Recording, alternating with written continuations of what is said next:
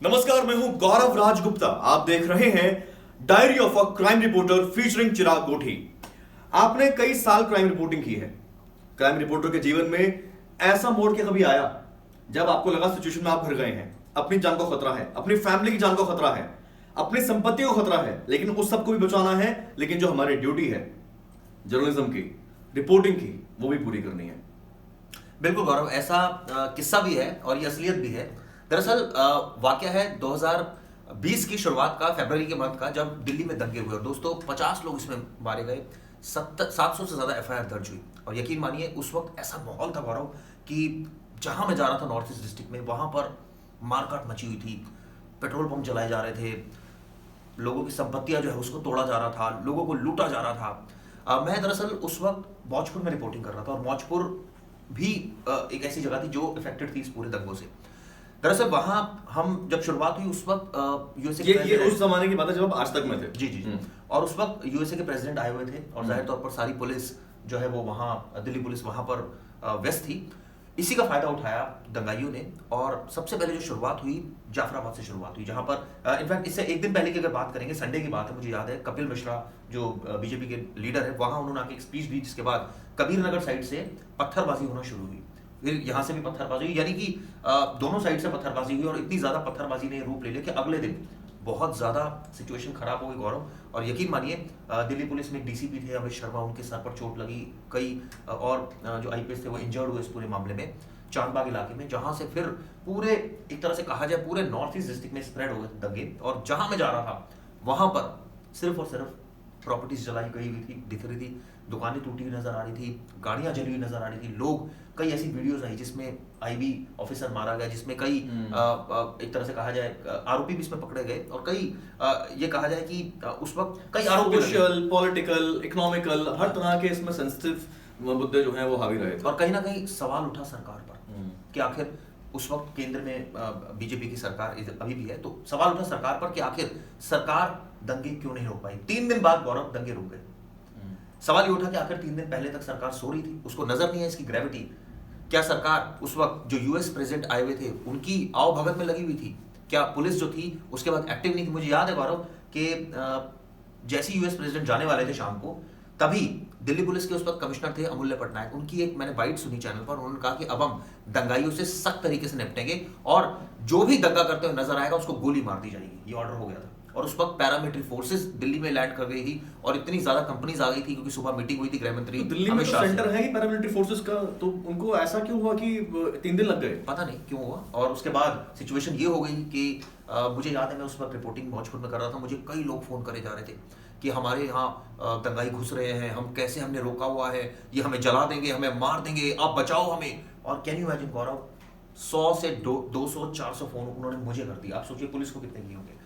उसके बाद मैं खुद फंसा हुआ था क्योंकि मेरा घर मौजपुर में था, उस वक्त भी वहाँ माहौल काफ़ी ख़राब हो गया था। कुछ जो एंटी सोशल एलिमेंट्स मैं बोलूँगा, उन्होंने भी कोशिश की घर को तोड़ने की और तमाम चीज़ें करने की, लेकिन पुलिस उस वक्त वहाँ पहुँची मौके पर। लेकिन कहीं ना कहीं ये बात सच है कि बहुत ज़्यादा इसमें जान और माल का नुकसान हुआ, सरकार पर तमाम सवाल खड़े हुए, लोकसभा राज्यसभा में मामला उठा और कहीं ना कहीं इंटरनेशनल फोरम पर भी तमाम सवाल खड़े हुए। जब पूरी जांच इन्वेस्टिगेशन गौरव हुई इस पूरे मामले की, क्राइम ब्रांच को एक डेडिकेटेड टीम बनाई गई, एसआईटीज बनाई गई इसकी जांच के लिए, तो पता लगा कि दरअसल ये कैसे दंगे शुरू हुए।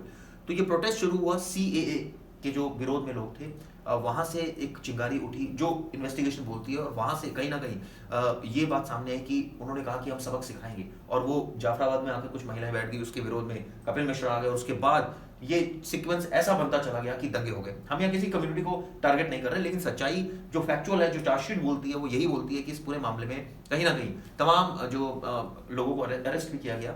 और अब फिलहाल ये तो बेसिकली नफरत कहें इसको या ये पॉलिटिकली मोटिवेटेड कहें इसे? देखिए, नफरत फैलाने की कोशिश हुई, लेकिन उम्मीद यही की जानी चाहिए नफरत नहीं फैलेगी। लेकिन कहीं ना कहीं ये बात भी सच है कि कई सबूत भी सामने आए कई लोगों की इन्वॉल्वमेंट के, और ऐसे में इन्वेस्टिगेशन अभी भी चल रही, चाहे वो ताहिर हुसैन हो। ये भी साफ हुआ कि उनके घर से पेट्रोल बम फेंके गए, लेकिन सवाल ये भी उठता है कि कई लोगों ने ये भी तक कहा कि पहले उनके ऊपर भी आक्रमण किया गया उनके घर की तरफ, तो ये उसका एक तरह से रिएक्शन था। तो देखिए, ये बातें होंगी क्योंकि कई हम ये नहीं कह रहे कि किसने किसको क्यों मारा, लेकिन सच्चाई है कि इसमें इंसानियत जो है वो मरी, और कहीं ना कहीं इसमें आम लोग वो इफेक्ट हुए।